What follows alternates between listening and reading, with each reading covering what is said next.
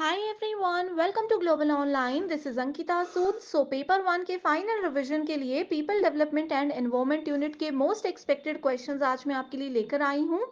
ये सवाल बहुत ज़रूरी हैं एंड अपकमिंग एग्जामिनेशन में भी आपको एज इट इज़ देखने को मिल सकते हैं। तो स्टूडेंट्स, हमेशा की तरह हर एक क्वेश्चन के आंसर के साथ आपको इंपॉर्टेंट एक्सप्लेनेशन भी दी जाएगी ताकि आपके सारे कॉन्सेप्ट्स भी आसानी से क्लियर होते रहें। स्टूडेंट्स, इस कम समय में पेपर वन की तैयारी करना बिल्कुल पॉसिबल है। बस आपको इसके लिए एक प्रॉपर गाइडेंस के साथ और एग्जामिनेशन के डिफिकल्टी लेवल के हिसाब से स्मार्ट प्रिपरेशन करनी होगी। और इन सभी चीजों का ध्यान रखते हुए पेपर वन का कंप्लीट कोर्स मैं लेकर आई हूँ, जहां पर डेली आपको 2 से 3 लाइव लेक्चर्स मिलेंगे, जिसके साथ आपका पूरा सिलेबस कवर हो जाएगा। साथ ही हम आपको यूनिट वाइज और टॉपिक वाइज रिकॉर्डेड सेशंस भी देते हैं, ताकि इस कम समय में जल्दी से आप सभी हर एक यूनिट को कवर कर सकें। 2 व्हाट्सएप नंबर्स आपको दे रही हूँ, आप इन पर कांटेक्ट करके इसकी पूरी जानकारी ले सकते हो। और इस कोर्स के साथ स्टूडेंट्स, आप सभी को हमारे एक स्पेशल व्हाट्सएप ग्रुप में ऐड किया जाएगा, जिसमें हर क्लास के बाद आपको पीडीएफ नोट्स मिल जाएंगे, जिससे कि आपका नोट्स बनाने का और एमसीक्यूज नोट करने का समय भी बच जाएगा। एंड रिवीजन के लिए ये 5000 क्वेश्चंस है, जिसमें आपको यूनिट वाइज हर क्वेश्चन के आंसर के साथ एक्सप्लेनेशन भी मिलेगी। और इसमें से आपको पेपर वन में 50 में से लगभग 30+ क्वेश्चन जरूर एज इट इज देखने को मिलेंगे। साथ ही फ्री वीडियोस और मॉक टेस्ट भी अवेलेबल है, जिसके लिए आपको ग्लोबल ऑनलाइन ऐप डाउनलोड करना है। स्टोर सेक्शन पर सर्च बार में लिखिए कोर्स का नाम। जैसे ही आप कंटेंट पर जाएंगे तो आप यहाँ पर देख सकते हैं बायलिंगुअल कोर्स है, इंग्लिश हिंदी सभी कोर्सेज हैं। आपके एग्जाम के अलावा अदर स्टेट्स के जो प्रीवियस ईयर क्वेश्चंस हैं, वो भी आपको आंसर्स के साथ हम प्रोवाइड करवाते हैं, एंड डेली लाइव लेक्चर्स भी आपको हम यहाँ पर देंगे। सो ये बेस्ट कोर्स है, जो कि इस कम समय में आपको एग्जाम ओरिएंटेड तैयारी करवाएगा, एंड बहुत आसानी से आप अच्छा स्कोर भी कर सकते हैं। पहला क्वेश्चन मैच द फॉलोइंग से है, जिसमें लिस्ट वन में दिया गया है ozone hole, green house effect, natural hazards and sustainable development. List two में दिया गया है tsunami, UV radiation, methane and ecocentrism. Hindi medium students भी यहाँ पर इसको देख सकते हैं। ओके, सो इधर हमें बताना है कि ओजोन होल किस वजह से होता है, जो कि लिस्ट टू में अवेलेबल है। ओके, सो ओजोन होल क्या है? ओजोन लेयर में एक होल है, and it refers to the depletion of protective ozone layer in the upper atmosphere over Earth's polar region. Simple सी लैंग्वेज में अगर बात करें, सो ओजोन लेयर एब्जॉर्ब करती है हार्मफुल यूवी रेज, जो कि सन की वजह से आती है। Therefore does not allow those rays to reach earth surface, वो अर्थ के सरफेस तक उनको पहुंचने नहीं देती। एंड ओजोन डिप्लीशन के कॉन्सिक्वेंसेस क्या होते हैं? वो ये होते हैं कि ड्यू टू इसकी depletion, more radiation enters the earth atmosphere, ज्यादा रेडिएशन अर्थ की एटमोस्फेयर में एंटर हो जाती है। So ozone layer, ozone hole जो है वो डायरेक्टली रिलेटेड होता है यूवी रेडिएशन से, जो कि सन से आती है। नेक्स्ट है green house effect. So green house effect में आपको पता है बहुत सारी ग्रीन हाउस गैसेस होती हैं, जिससे हमारे अर्थ के एनवायरमेंट में बहुत ज्यादा फर्क पड़ रहा है। ग्रीन हाउस गैसेस में कुछ गैसेस हैं, जैसे कि carbon dioxide, methane, nitrous oxide and water vapours. So यहाँ पर मीथेन एक ऑप्शन आप लोग देख सकते हो। सो करेक्ट आंसर ये हो जाएगा। Next we have natural hazards. Hindi medium students भी देख सकते हो, प्राकृतिक खतरे। नेचुरल हजार्ड्स क्या होते हैं? ये जो भी पर्यावरण में घटनाएं होती हैं, जिसके लिए कोई सोसाइटी, कोई ह्यूमन खास करके रिस्पॉन्सिबल नहीं होते हैं, उसको नेचुरल हजार्ड बोला जाता है। सो इसमें करेक्ट आंसर आ जाएगा tsunami. Next we have sustainable development. तो सस्टेनेबल डेवलपमेंट की टैग लाइन क्या है? इसकी टैग लाइन है इकोसेंट्रिज्म, यानी कि sustainable development the ecocentric point of view, ये इसकी एक टैगलाइन है, जो कि आपको याद रखनी ही है। इसके अलावा अगर हम बात करें, सो प्रिंसिपल सॉल्यूशन जो है सस्टेनेबल डेवलपमेंट का, वो मेंटल ट्रांसफॉर्मेशन है लोगों की, related to ecocentric, related to ecocentrism. Okay, so इस अकॉर्डिंग आप देख सकते हो करेक्ट आंसर क्या है। Correct answer we have is option number A. Question पर पढ़ते हैं, Minamata disaster in Japan was caused by pollution due to. So आप लोगों ने स्टूडेंट्स मीना माता डिजास्टर के बारे में जरूर सुना होगा। ये किस पॉल्यूशन की वजह से हुआ था? तो ये हुआ था मरकरी की वजह से। इसको मरकरी की जगह ऑप्शन एग्जाम में आ सकता है मिथाइल मरकरी। ठीक है, मिथाइल मरकरी भी अगर लिखा होगा तो भी आपने करेक्ट आंसर इसको फॉलो कर देना है।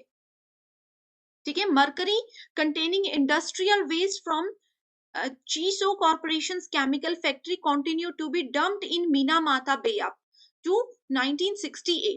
ठीक है, सो 1968 तक मीना माता बे नाम की एक जगह पर जो है ये केमिकल फैक्ट्री का वेस्ट फेंका जाता था, जिसकी वजह से ये डिजास्टर जापान में हुआ था।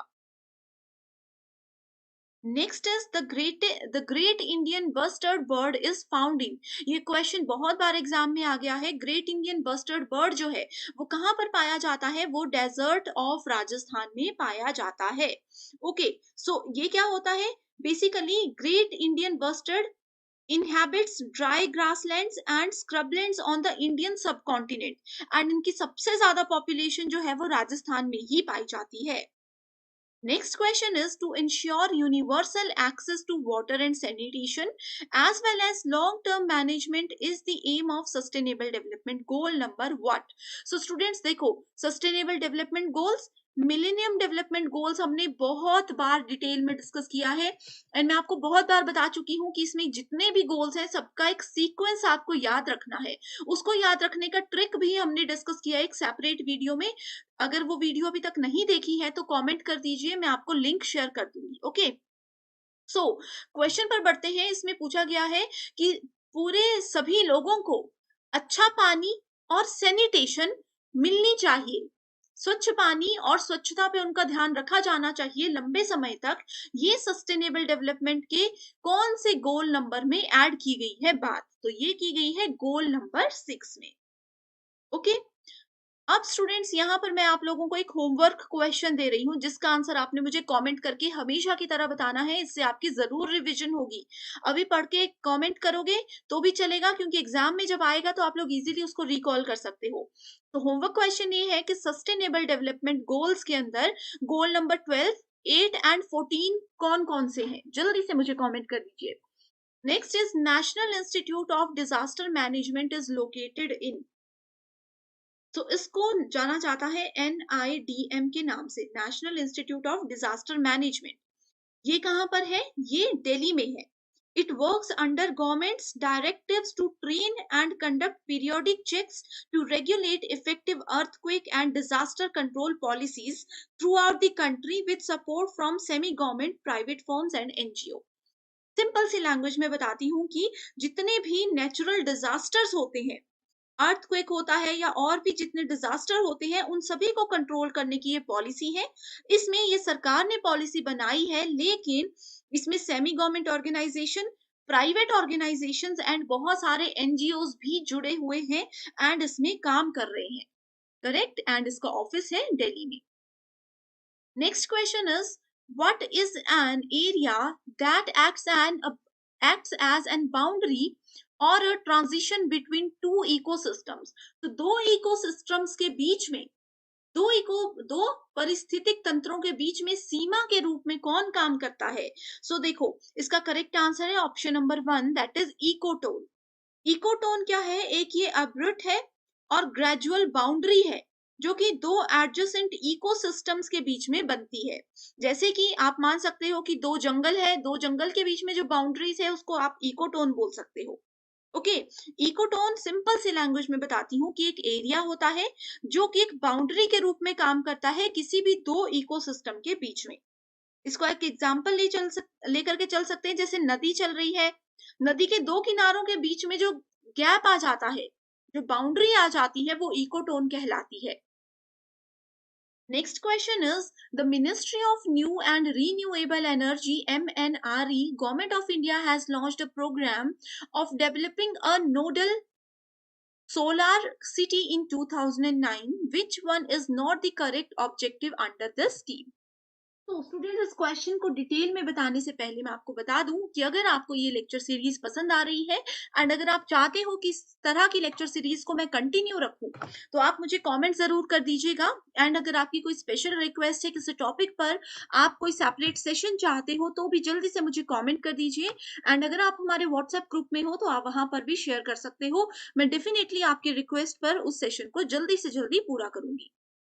यहाँ पर देखो एक स्कीम की बात की गई है जिसका नाम है ministry of new and renewable energy.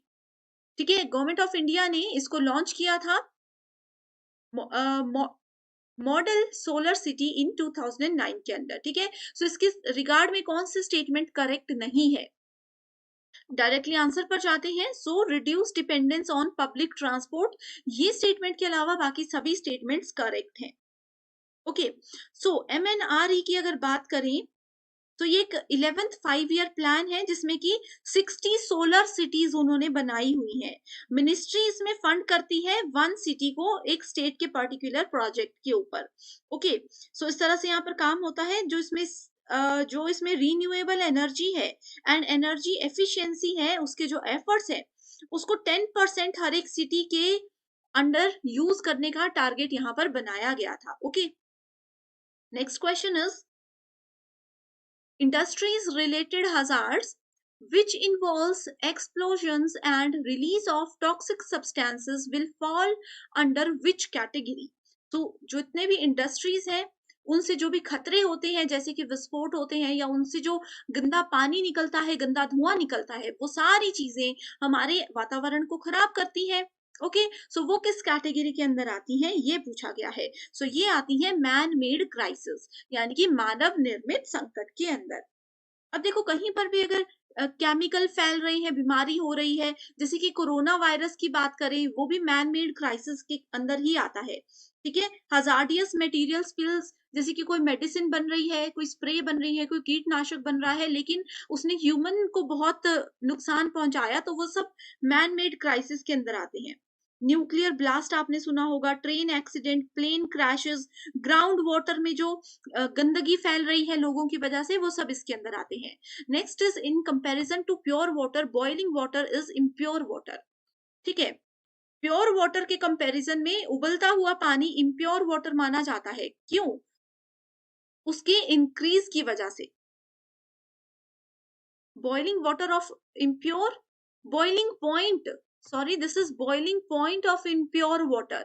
ठीक है, बॉइलिंग पॉइंट जो होता है इम्प्योर वाटर का, वो इंक्रीज होता जाता है अगर हम उसको शुद्ध जल के हिसाब से कंपेयर करें। Next question is troposphere and thermosphere belongs to what? So ये देखो, ये हमने जो पीपल डेवलपमेंट एनवायरमेंट का 1 आवर वाला सेशन लिया था ना स्टूडेंट्स, उसमें डिटेल में डिस्कस किया है। उसका लिंक आपको मिल जाएगा, एक प्लेलिस्ट का लिंक डिस्क्रिप्शन बॉक्स में है, वहां पर देखिए, मेरे नाम से, अंकिता सूद के नाम से एक प्लेलिस्ट है, वहां पर आपको मिल जाएगा। ठीक है, सो ये सब आते हैं एटमोस्फेयर के अंदर। एटमोस्फेयर लेयर के अंदर troposphere, stratosphere, mesosphere, thermosphere and exosphere, ये सब चीजें आती हैं। So next question is noise pollution is created if sound is in access to. So noise pollution कब माना जाता है? जब उसकी रेंज किससे ज्यादा बढ़ जाती है? 80 से 99 डीबी से ज्यादा उसकी रेंज अगर बढ़ जाती है। इंडस्ट्रियल एरिया में इसकी रेंज 70 से 75 होती है। ठीक है, उसके बाद 55 से 65 तक होती है कॉमर्शियल एरिया, 45 से 55 होती है रेजिडेंशियल एरिया, साइलेंट जोन में 40 से 50 होती है जो कि लोएस्ट है, एंड इंडोर लिमिट्स होती है 30 डीबी से कम। ये लिस्ट किसने बनाई? ये लिस्ट डब्ल्यूएचओ के द्वारा दी गई है। Next question is ozone holes are more pronounced at the. So ozone holes क्या होते हैं? ये पोल्स होते हैं, इनको पोल्स बोला जाता है। ठीक है, it refers to a region in the stratosphere. Ozone hole किसमें है?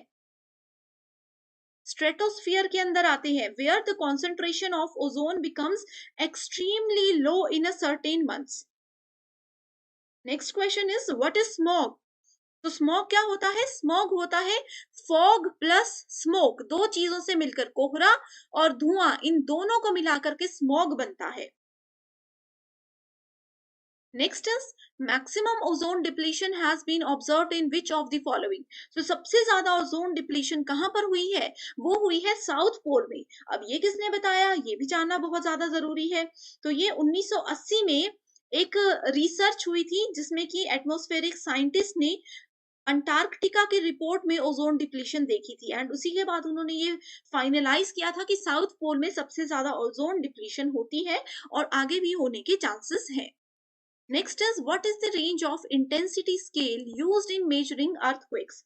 तो अर्थक्वेक यानी कि भूकंप को मेजर करने के लिए रेंज क्या हो सकती है? वो हो सकती है 1 से लेकर के 12 तक। Next question is day time noise stands prescribed for residential area in India is. So दिन के समय जो आवासीय क्षेत्र होते हैं इंडिया में, उसमें नॉइज की रेंज कितनी तक अलाउड है? वो है 55 dB। ये अभी प्रीवियस क्वेश्चन में हमने डिस्कस किया, तो इसीलिए मैं कहती हूँ स्टूडेंट, जो भी क्वेश्चंस मैं आपको बताती हूँ उसकी एक्सप्लेनेशन को नोट कीजिएगा, क्योंकि आगे आने वाले क्वेश्चंस उस पर बेस्ड होते हैं। तो आपको वापस उस एक्सप्लेनेशन पे जाने की जरूरत नहीं है अगर आपने एक बार उसको अच्छे से समझा होगा। Next is which of the following is not a green house gas. Green house gases की लिस्ट फर्स्ट क्वेश्चन में ही मैंने आप सभी स्टूडेंट्स को बताई। ठीक है, कौन कौन सी गैसेस इसके अंदर आती है, जल्दी से कमेंट कर दीजिए, इसमें से कौन सी नहीं है। सो कौन सी नहीं है? ऑक्सीजन नहीं है। इसमें वाटर वेपर आता है जो कि एक नेचुरल कैटेगरी में आता है। उसके बाद carbon dioxide and methane, oxygen इसमें नहीं आती है। Okay, next question is which of the following is the basic unit of study of ecology. Ecology की स्टडी की अगर बात करें तो क्या उसकी बेसिक यूनिट है? तो इकोलॉजी क्या होता है? इसमें बायोटिक कंपोनेंट्स होते हैं दैट कंप्राइजिंग लिविंग ऑर्गेनिजम्स। जैसे कि इसमें कुछ फैक्टर्स होते हैं, फिजिकल फैक्टर्स होते हैं, जैसे कि वातावरण, टेम्परेचर, रेनफॉल यानी कि बारिश होना, तूफान चलना, मिट्टी, छोटे छोटे मिनरल्स, ये सारी चीजें हमारे इकोसिस्टम के अंदर आती हैं। एंड जहां पर छोटी छोटी चीजें रहती है, जैसे मिट्टी में भी आपने देखा है छोटे छोटे कीड़े रहते हैं, हवा में भी छोटे से पार्टिकल्स होते हैं, तो वो सब इकोसिस्टम के अंदर आते हैं, यानी कि इकोलॉजी के अंदर आते हैं। इकोसिस्टम भी दो तरह के होते हैं, एक होता है नेचुरल, एक होता है आर्टिफिशियल। नेचुरल में जैसे लेक है, पॉन्ड्स है, फॉरेस्ट है, ये सब नेचुरल है। एंड आर्टिफिशियल में एक्वेरियम आपने देखा होगा, जिसके अंदर मछलियां होती है, वो नकली एक एनवायरमेंट बनाया जाता है फिश के लिए। गार्डन्स होते हैं, बहुत सारे जू होते हैं जहाँ पे एनिमल्स के लिए एक नकली एनवायरमेंट बनाया जाता है।